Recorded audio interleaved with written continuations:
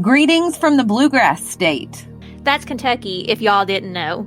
We want to tell you about the hottest new podcast on the block, Coffee and Cases. If you fancy yourself an at-home detective, If you find yourself yelling at the TV during that new true crime documentary, then you, my friend, are a certified sleuth hound. just like us. On Coffee and Cases podcast, you'll hear about the missing, the murdered, and the unsolved. But the cases you've rarely, if ever, heard about. All from the perspective of two teacher friends, rule followers, and self-proclaimed scaredy cats. Join me, Allison, And me, Maggie. each week as we take on cases that are often overlooked, but are screaming for justice. Finally, a true crime podcast where you don't have to monitor the foul language. Coffee and Cases is a true crime guilty pleasure that you don't actually have to feel guilty about. Check out Coffee and Cases every Thursday for a new episode on your favorite podcasting app. You're listening to the Mind Over Murder podcast. My name is Bill Thomas. I'm a writer, consulting producer, and now podcaster. I am now trying to use my experience as the brother of a murder victim to help other victims of violent crime. I'm working on a book on the unsolved Colonial Parkway murders, and I'm the co-administrator of the Colonial Parkway Murders Facebook group together with Kristin Dilley. My name is Kristin Dilley. I'm a writer, a researcher, a teacher, and a victims advocate, as well as the social media manager and co-administrator for the Colonial Parkway Murders Facebook page with my partner in crime, Bill Thomas.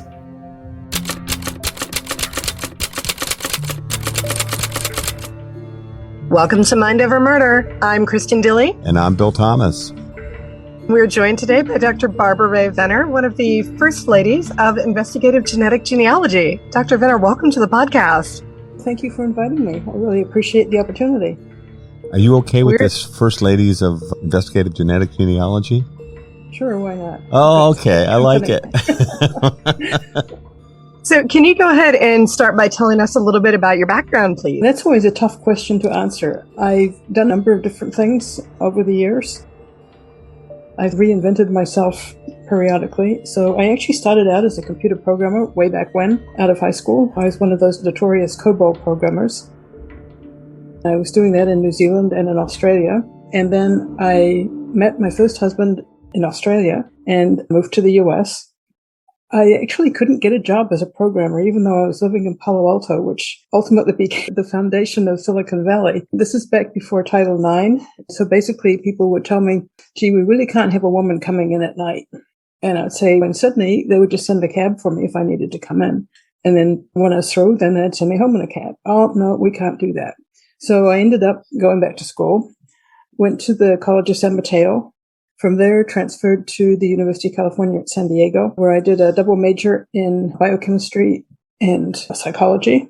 And then from there, I then went to graduate school also at UC San Diego and have a PhD in biology. And from there, I was a postdoctoral fellow at Roswell Park in Buffalo, New York. That was a shock moving from San Diego to Buffalo. I was going to say, as we have this talk in the middle of the winter. Right. There was a lot of snow in Buffalo. And from there, I took a position as an assistant professor, actually in the surgery department at the University of Texas Medical Branch in Galveston. And somewhere along the line, I decided that I was really interested in medical bioethics. Since I was a Texas resident, I applied to the University of Texas Law School in Austin, and I was accepted. My plan was to go into medical ethics. But then when I was applying for jobs, people would look at my resume and they'd say, you've got all the science background, you should be a patent attorney. Not something I'd ever thought about. So there were some intellectual property classes at UT. I took those and I decided, this is interesting. I then applied for positions, and when I graduated from law school was in 1985, the very, very beginning of the biotech boom. So here I was graduating with a law degree. I have a PhD in biology, and at the time, the people who were trying to write biotech patent applications were all chemists. There's a big difference between how chemists think and how biologists think. A chemist is interested in spiffy new molecules and structure. A biologist is interested in what is the function? What does that molecule do? And I applied for various jobs. I got every single job I applied for. I worked for a firm in Dallas initially, and then a position came open with a guy called Burt Rowland. And Burt was famous for having done the first biotech patent application. Now, his PhD was in chemistry, but this was the Cohen-Boyer patent. It was a joint patent between Stanford and the University of California. So this position came open with him, and I was so excited. I thought, wow, if I could only work with Burt, that'd be wonderful. I applied for a job with him, and he took me on. He was just a fabulous mentor. I just learned so much from him. So that was where I was. And eventually actually started my own firm, and that was in 2000. I did that for 5 years, and then I retired in 2005. Then I started working on my family history research. Things took another turn. I was supposed to be retired, playing some tennis, doing some traveling. I kept getting people who were matching with me who were adopted, and I had no idea how to help them. So I went online, and I found a class that was offered by a group called DNAadoption.org.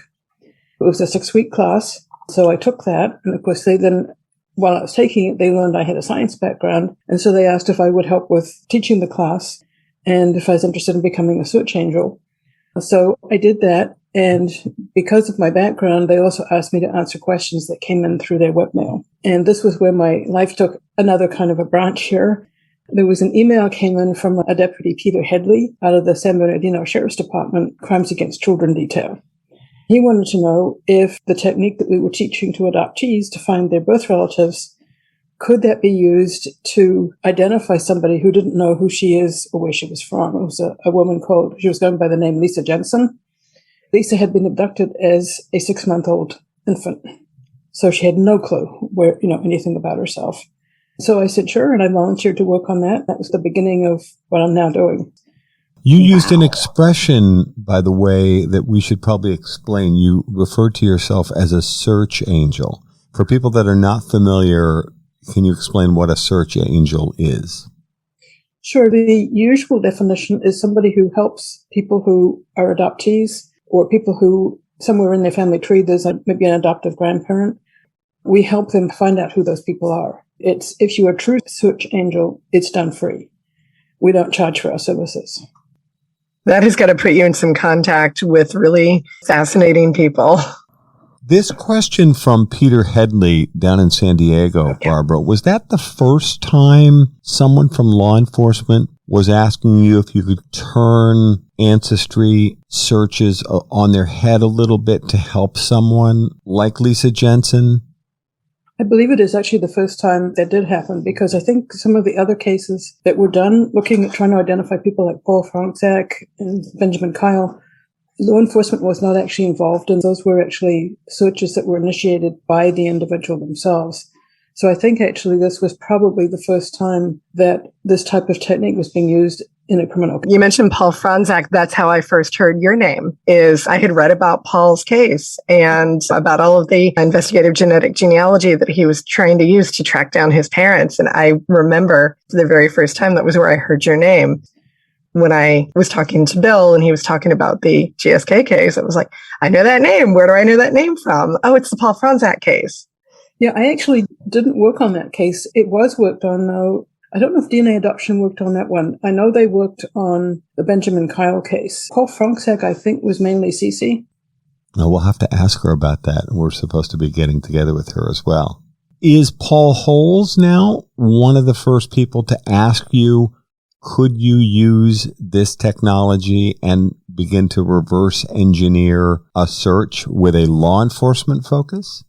Yes, and in fact, the reason that Paul Holes asked me was because he knew Peter Headley, because the guy who had abducted Lisa, we eventually identified him as Terry Rasmussen, and he was actually arrested in Contra Costa County for murdering his common-law wife there. Paul, of course, was also in Contra Costa County, so he knew Peter Headley through all of that stuff. And they were on a phone call apparently at some point, and he was boasting that we'd solved who Lisa was. So right after that, Paul then gave me a call to see if I'd be willing to work on one of his cold cases. Fascinating. So had people often refer to this case as the Bear Brook case from New Hampshire, am I correct? Actually, it's the precursor. It was because I was able to identify who Lisa's mother was. I identified her as a woman called Denise Baudin. And I'd also, in addition to identifying the mother, I'd also come up with some names for who her father was. And I had 5 brothers. So one of them was presumably Lisa's father. But then we discovered that, in fact, her grandfather is still alive. And so we asked the grandfather, so who is Lisa's father? And he says, Bob Evans. Bob Evans was not one of the names I'd come up with. On a hunch, Peter Headley sent a picture of the guy who had abducted Lisa to the grandfather. Yes, that's Bob Evans. There were some similarities in the MO between how the people, the Bear Brook murders, how those people were killed and how their bodies were treated that were very similar to how the woman in Contra Costa County was murdered. So she was dismembered. She was wrapped in, her body parts were wrapped in plastic, tied with electrical tape, and then she was buried under 200 pounds of kitty litter in the basement of her home. The Bear Brook folks, the adult female and the eldest child, killed by blunt force trauma, which was how Eunsoon Jun was killed, and then dismembered, wrapped in plastic, tied with electrical tape. And then in their case, they were stuffed into steel barrels. So there was enough similarity in the MO. And of course, it turns out that where Denise Baudin was living with this guy was in Allenston, New Hampshire, which was like 20 minutes away from Bear Brook Park. And there's the unfortunate 15-year gap between the discovery of the first bodies at Bear Brook State Park and then the second bodies in a nearby location. Yeah, that's correct. The adult female and the eldest child were discovered in 1985, and then the other 2 little girls were discovered in 2000. I always think it's such a shame that there's so much sadness around that case, but that gap was so unfortunate because as I understand it from photographs and from talking to people that have been there, these barrels were not very far apart. It's just that they had defined a search parameter fairly close to where the original barrel with the 2 homicide victims had been found, and unfortunately didn't go much beyond the perimeter of the search area that they were looking at. Yeah, from pictures, it looks like it was very overgrown, so that also might partly explain it. Yeah. So you'd mentioned at the top of the conversation that you'd worked with Paul Hulse. Does that mean that you're in his new book? I have no idea. If he's talking about GSK, I would hope so. I would hope so, too. I just saw that he has dates coming up for jumping around the country a little bit for speaking engagements. He must, because these are a little bit further into the spring. I haven't seen a publication date for the book itself, but he's got dates booked at various cities around the country, so I think it must be coming soon. No, I know what it is because I looked this morning. Trust the teacher. So what's the date, Kristin Dilley? It's April 24th, and then on the 26th, he'll be signing at CrimeCon. And these other dates are all clustered around CrimeCon, which is at the end of April. Yeah, I'm actually on a panel at CrimeCon, so that'll be fun. Oh, that was one of our questions. Yeah. We're both going to be there. We'll be on Podcast Row with Mind Over Murder, and we may be doing some other discussions. It depends on the schedule, which gets pretty full. So what's your panel all about? I'm not quite sure. The person who's arranging it, whose name I'm not going to remember, I'm horrible with names, had actually asked me to do a couple of different kinds of presentations, so I actually don't have the details. Have you done CrimeCon before? I was invited to do it last year and ended up not getting my signed agreement in time. I was actually disappointed because they were doing it in Austin, and I haven't been back to Austin since I graduated. It would have been nice to spend some time there, so I haven't been yet. Is it fun? It is. Yes. It's wonderful. It's really great. We have a ton of fun every time that we've gone. What is it, Bill? Is this going to be our 4th year? I think so, yeah. I think The 4th for me, but I think 5th for you. Let's see. I think I went to every one except for the first one. I think there's been 5. There was one that was scheduled for Orlando, which was canceled due to COVID. And even last year at Austin, which is one of my favorite places as well, Barbara, and I've spoken down at South by Southwest and been down there because of the music industry connections in my previous life. I love Austin, although, boy, has it changed. It's very different. Even in the years that I've been going, it's changed quite a bit. It was a lot of fun. I think Las Vegas is going to be probably the biggest CrimeCon yet. Yeah, it's going to be great. Barbara, I meant to ask you, you were talking about the early part of your career. What brought you back to California then? Job with Burt Rowland. He was in Palo Alto. And then have you been on the West Coast ever since? I've been here since then. Yeah. Yeah. I noticed you didn't make Buffalo your permanent home. I moved to Texas from Buffalo. The cold was so bad, I just couldn't stand it. But it gets cold in New Zealand, doesn't it? No, it's like California. Is it? Like Northern California. Of course, you're in Northern California now. And so does it snow in New Zealand? It does in the South Island and then on the mountains in the North Island, but not where I grew up. I grew up in Auckland. So Auckland is 70 degrees most of the time. Wow. Might get 70% humidity. Oh, it sounds wonderful. We've been talking to a lot of people in Auckland because some leads regarding the Colonial Parkway murders are steering us to a person of interest from Auckland. I've never been, but I talked to people as recently as last evening. We're always trying to work around the time difference, which is significant. Trying to figure out, is it noon there or is it midnight? We'll see where this all goes, but I've been talking to people with very charming. Bill, do you now have some DNA then from your sister's case? We have DNA. I always have to answer this in such a nuanced way. I'm not an attorney, but sometimes I feel like I talk like one. We have potential perpetrator DNA in 3 of the 4 crime scenes in the Colonial Parkway murders. However, according to the FBI, and getting a straight answer out of the FBI can be difficult, and I know you've got good friends there, as do I. They are much more comfortable asking questions rather than answering questions. So, according to law enforcement, there's no linkage between the 4 crime scenes in the 4 double homicides in the Colonial Parkway murders. So there's no forensic link. There is potential offender DNA in 3 of the 4 crime scenes, but none of it matches. And so far, in terms of what they've told us, we don't have a match for any of these potential DNA samples. So I feel like that was a very long-winded answer with a lot of asterisks, but there is potential offender DNA. So you're going to have to do investigative genetic genealogy then? If I can convince the Federal Bureau of Investigation to do it. There's been a lot of push and pull behind the scenes with the Bureau and this case. There have been a lot of problems. The people that we're dealing with now obviously weren't the people that were handling this case 35 years ago. But we've had a lot of problems and a lot of missed opportunities over the years with. So did you ever resolve with the hair that was it your sister's hand? It was dog hair or human hair? That's a podcast in and of itself. Yes, it is. The latest word that we have is that it is human hair, but I don't know that we've identified anyone. It's a struggle. It really is. Trying to continue to push for resources to be put into what is now a 35-year-old cold case with missed opportunities and discarded evidence and just a lot of problems. I introduced our FBI agents to Ed Green in the hopes of getting a dialogue started about advanced testing of hair, but I have not heard anything regarding any identification, any extraction of a usable DNA profile from the hair in my sister's hand. Because we've now solved several cases with hair.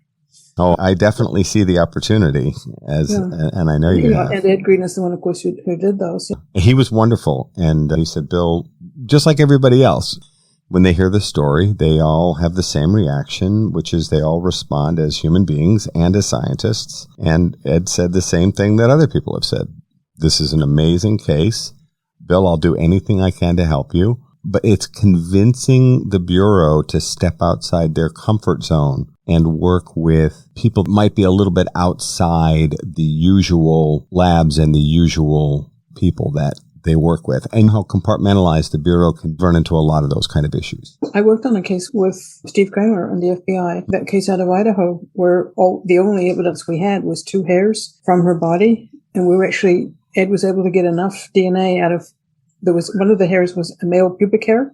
He got enough DNA out of that for us to identify the perpetrator. That's amazing. Wow. Steve Kramer is another person who was very helpful and very open to what I had to say. I reached out to him several years ago after you had broken the Golden State Killer case. He's not directly involved in the Colonial Parkway murders. And there's a lot of silos within the Bureau. I think Steve's star has risen within the Bureau, and I think he has a lot more to say about how we use investigative genetic genealogy on FBI cases than he did, what was that now? Is that 4 years ago? Can that really be? It's unbelievable, isn't it? Yeah.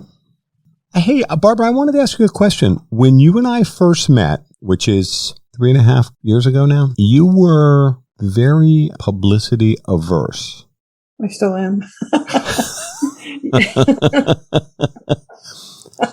Tell us about that. I'm just personally rather shy. And yeah, I guess I feel uncomfortable just talking to folks. So I give very few interviews. I'm doing this because I know you.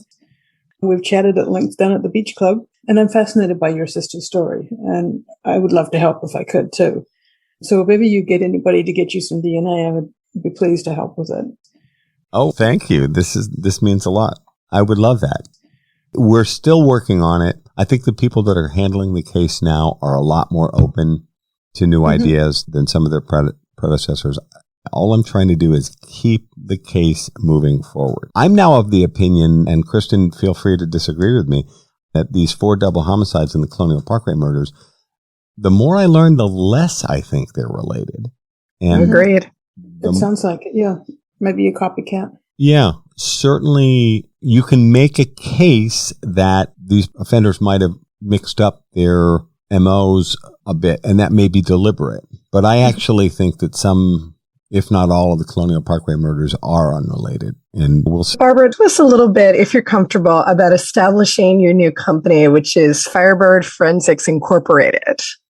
What we decided we needed to do is that there's been some grant money floating around that's been given out mainly to fairly large law enforcement groups. The smaller police departments who obviously also have cold cases that could benefit from IGG really don't have the wherewithal to use the technique. And it's such a powerful technique that basically most cases can probably ultimately be solved if you've got DNA evidence. We saw Othram with their DNA solves doing some fundraising so that they could pay for some of the stuff. And we thought, and of course, DNA Dog Project does that also. So what we thought was, if we can establish ourselves as a not-for-profit organization, we can get people to donate to Firebird Forensics. They can specify a case, or they can just help pay for some of the testing and also help pay for some of our stuff. We do cap our fees for law enforcement. So we never charge anything more than $4,000 for a regular law enforcement case. If it's a NCMEC case, National Center for Missing and Exploited Children, we cap our fees for them at $1,000. It's not a lot because a lot of these cases may take a great deal more time than is covered by $4,000. But we've got a really great group of people who aren't looking to make a whole lot of money. It's nice to get some because it's actually fairly expensive maintaining all of the search engines and so on that we have to use to try and work on stuff. The main thought behind it is just this way we would be able then to offer some kind of support to some of the law enforcement agencies that could not otherwise afford to do this. Why the image of the Firebird? I love it. I'm just curious why you chose it. There's actually a couple of reasons. The main reason actually is one of the cases that we worked on, gosh, it must be now 2-3 years ago, maybe 3 years ago, was the Clearfield rapist. Oh, and yes.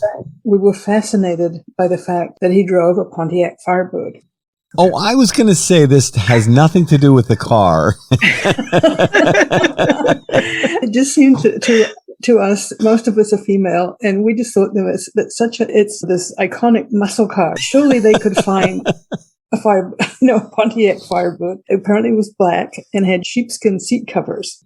I talked to Pete Headley about that, and he said, actually, it's very difficult to trace cars, particularly across state lines. But in any event, it seemed to us that was just too much for this guy to be able to drive around in his Pontiac Firebird. The other reason also is, of course, the image of the Firebird. You've got rising from the ashes, you've got rebirth.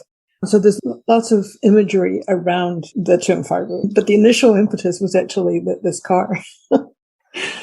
I can't believe this because I'm a big car guy. I was reading in preparation for this interview, very excited to have you, Barbara. I was reading about Firebird Forensics Group, and of course I'm looking at your website, and I thought to myself, of course, this has nothing to do with the car. This must have to do more with the Firebird and the Phoenix rising from the ashes, the sort of the uplift and inspirational aspect of a bird and a bird in flight and those kind of images. I thought to myself, Bill, don't mention the car because it's definitely not going to be the car. And it really does have something to do with the car. That is a nonprofit, is that correct? Yes, we just applied for not-for-profit status with the IRS. This is about 10 months ago. We just found out this week that our application is finally being reviewed. So we're hoping we should imminently have approval from the IRS. That's very exciting. You're listening to Mind Over Murder. We'll be right back after this word from our sponsors.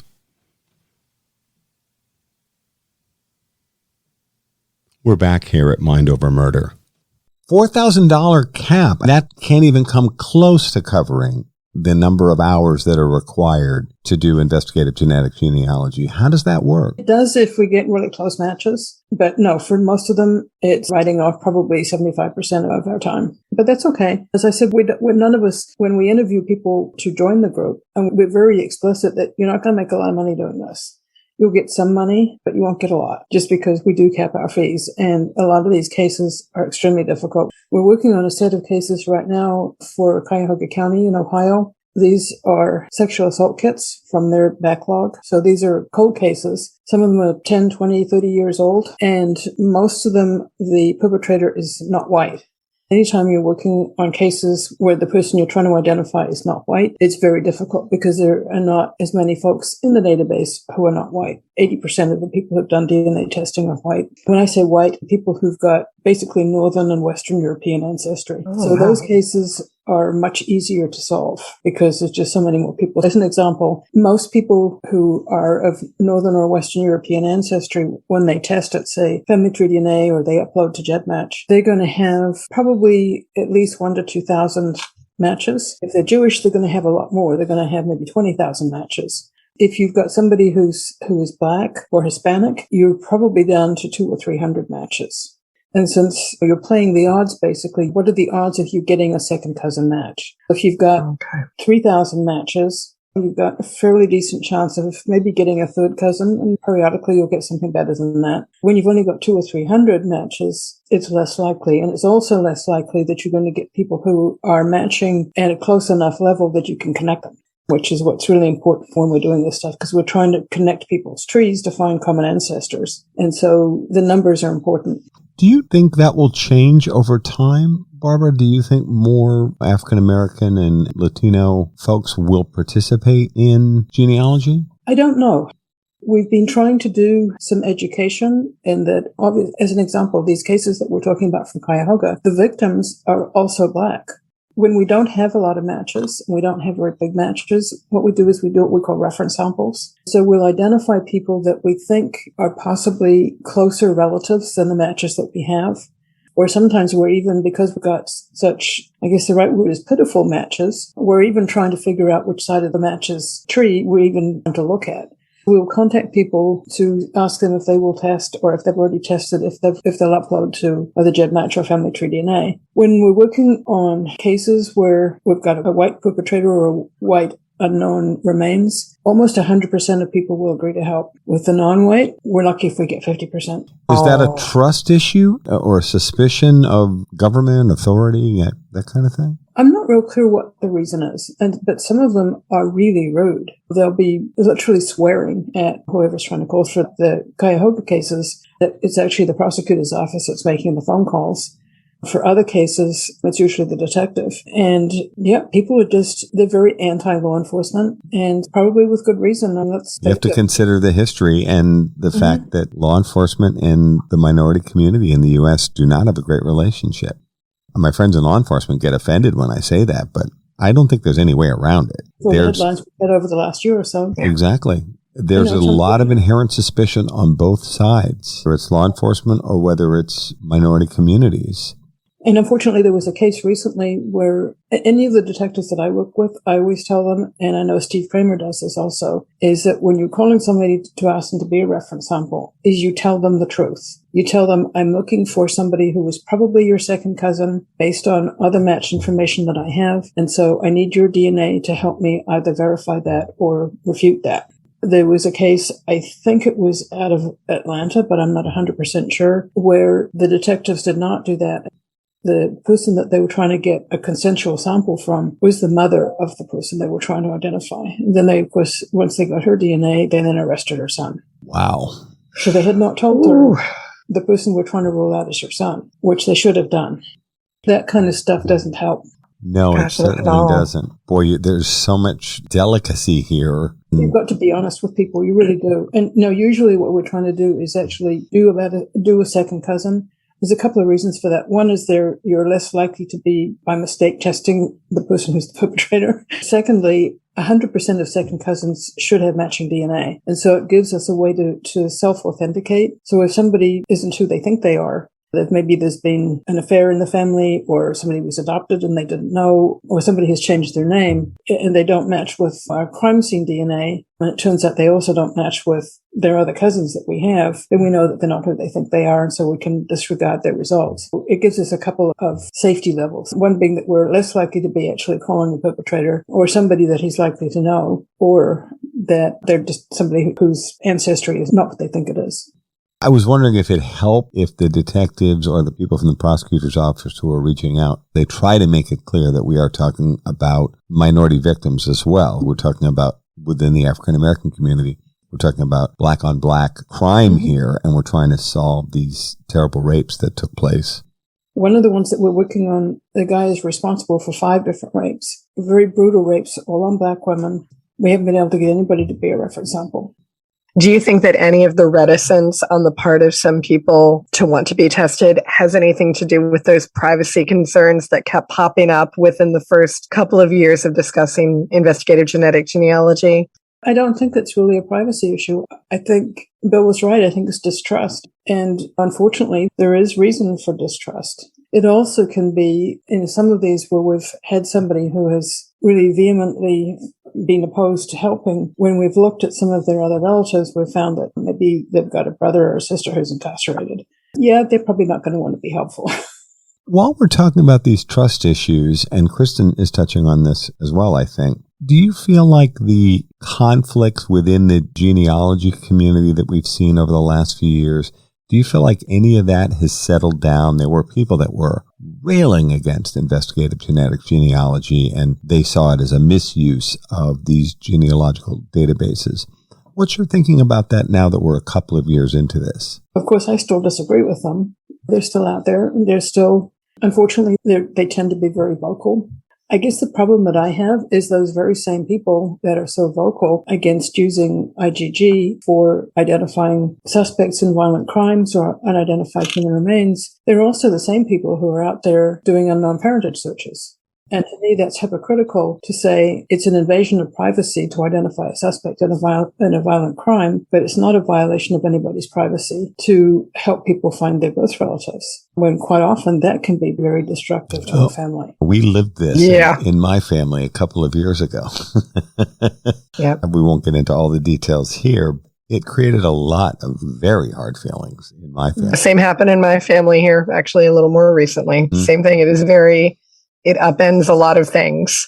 Exactly. And why one is okay and the other's not, I really don't understand. Particularly, you've also got people who are donor conceived. And of course, the donors were guaranteed anonymity. They were back in the day, yes. And now you've got Heinz have got 33 kids knocking on their door saying, "Hi, Daddy." To me, it is hypocritical to say it's okay to do one, it's not okay to do the other.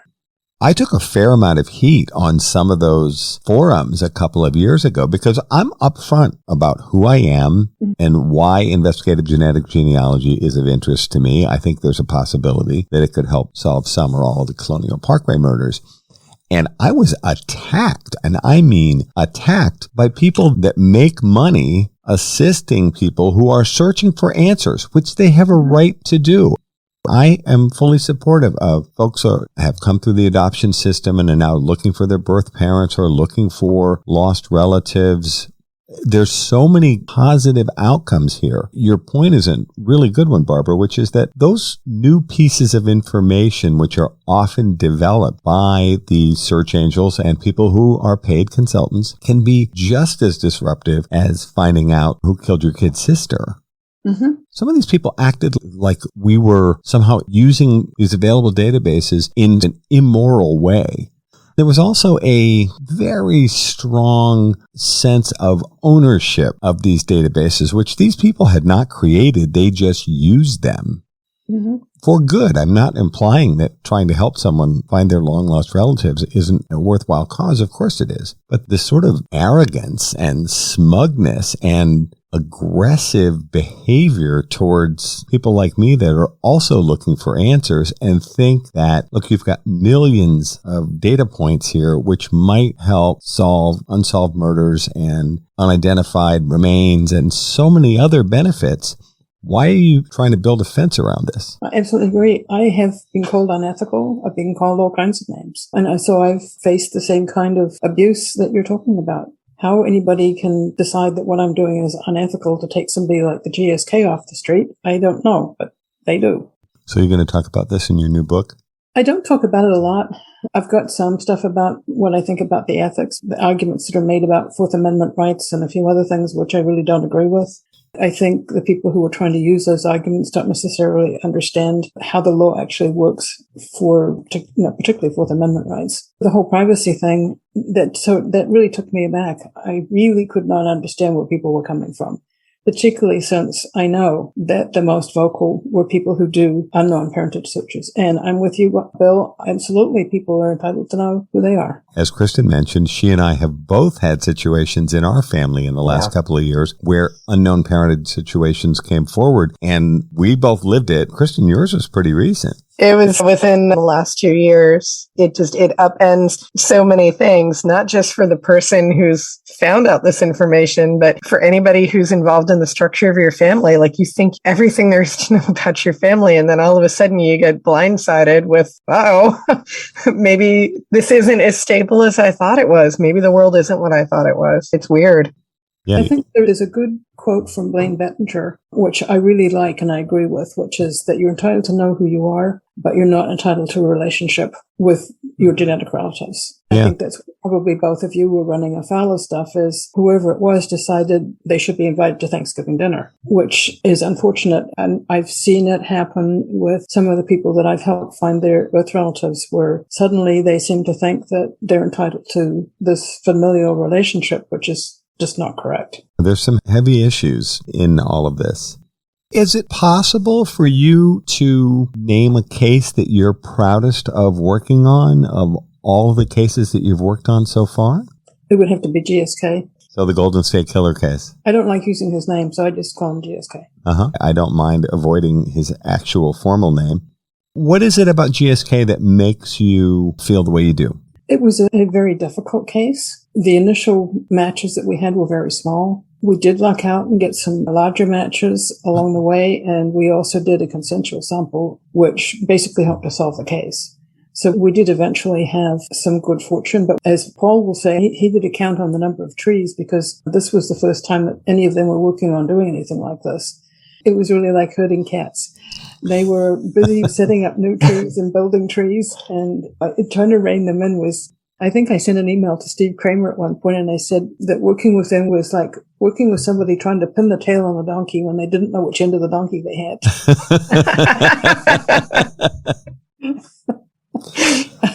And the rest of the people weren't really familiar with genetic genealogy, were they? No. So I'm teaching them how to do it. And they were a quick study. And smart people, without question.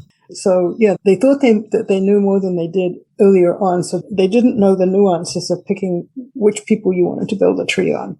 So it took a little bit of reining in to do that. I think we ended up with something like 25 trees. We actually now only build one tree, and we include in it our most significant matches. So we've evolved in how we do stuff. Back then, we had all these trees and we're trying to figure out ways to connect them. And they would forget that they needed to be staying within the biological thing, and they would have managed to stray off into an in-law. And then they'd find a criminal record for the in-law. And I'm saying, no. You're going down the wrong road there.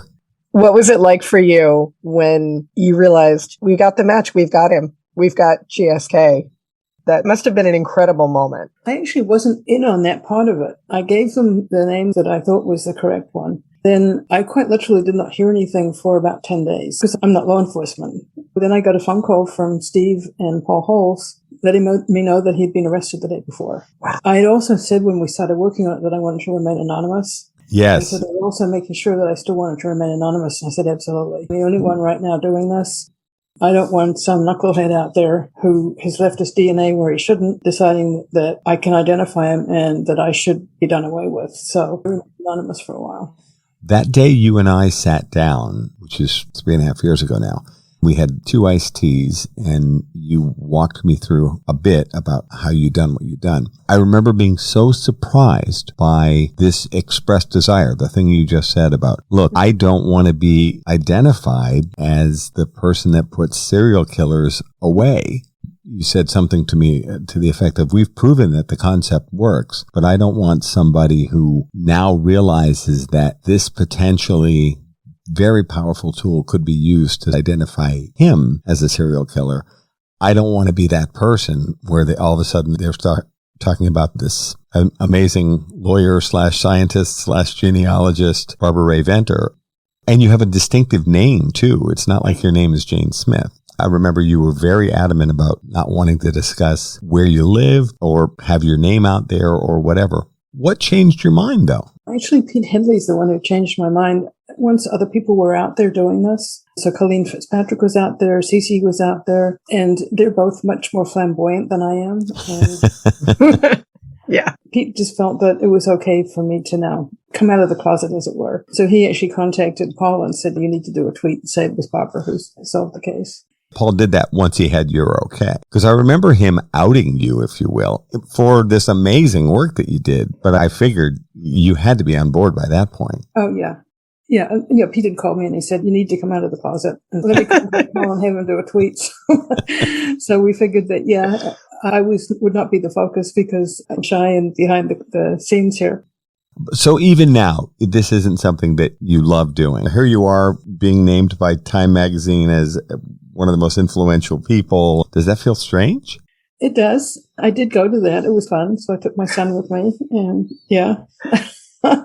What I'm learning is that actually, if we're going to make Firebird Forensics work and be able to raise money, then obviously I'm going to have to do a little more speaking in public, as it were, and giving interviews than I have been. Oh, and I think you'll find, Barbara, that people are going to be so interested in what you have to say and that they're going to be excited to meet you. People are pulling for your success. Somebody has to be a pioneer. Somebody has to be the Amelia Earhart of IGG.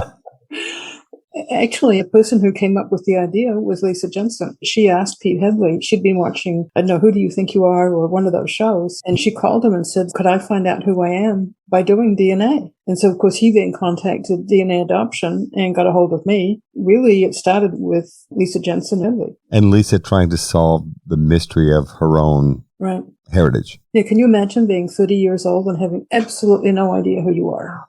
No, that would be pretty amazing. On top of that, the guy that she thought was her father, she didn't find out he was not her father until he was arrested when she was like 20 years old. And he's somebody who had molested her, he had tortured her, just horrendous stuff.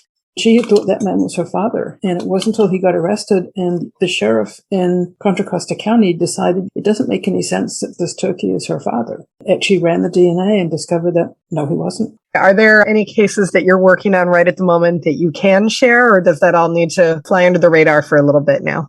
There are a couple that we've just done where the perpetrator is actually deceased. So there's one that we've actually worked on for a very long time, was the Nicole Smith case out of Atlanta. Yeah, Mac was just talking about that one. Yeah, that was another very difficult case. Again, you've got a black perpetrator and in this case also a black victim. We didn't have very big matches. I think our matches, the biggest one was like 73 centimorgans or something. So we actually just connected 2 trees. The other one was 48 centimorgans. And so we were actually able to connect them. The 2 trees connected through a marriage. And when you have that happen, then the person you're looking for is a descendant from that marriage. There was actually a very good sketch of the perpetrator for this one. I was surprised how much the perpetrator ended up looking like the sketch. It was really quite something. That people had to have known it was him. Because the minute that so there were 2 brothers who were descended from this marriage. He had, of course, just died, I think in November. We identified him in, I think it was late November, early December. So we found all these pictures of him for the memorial for his funeral. And we took one look at the picture and knew it was him, not his brother. When Cheryl McCollum and her team presented about this case, when it was not yet solved, but they were working on it, when they showed the sketch versus the photograph was unbelievable. There was a gasp in the audience. He looked so much like the sketch. And I'm with you. I have a hard time believing some people hadn't seen that sketch and said, I know who that is. And he lived not far from where Nicole had lived. So the fact that nobody had come forward is really disturbing. I'm thrilled that you worked on that one.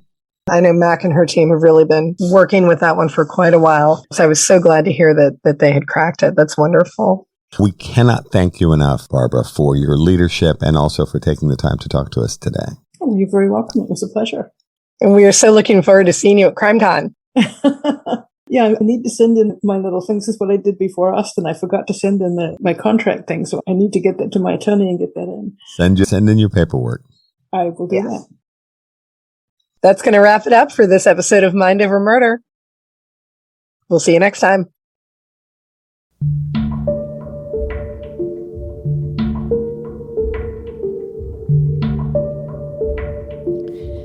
Mind Over Murder is a production of Absolute Zero and Another Dog Productions. Our executive producers are Bill Thomas and Kristin Dilley. Our logo art is by Pamela Arnois. Our theme music is by Kevin MacLeod.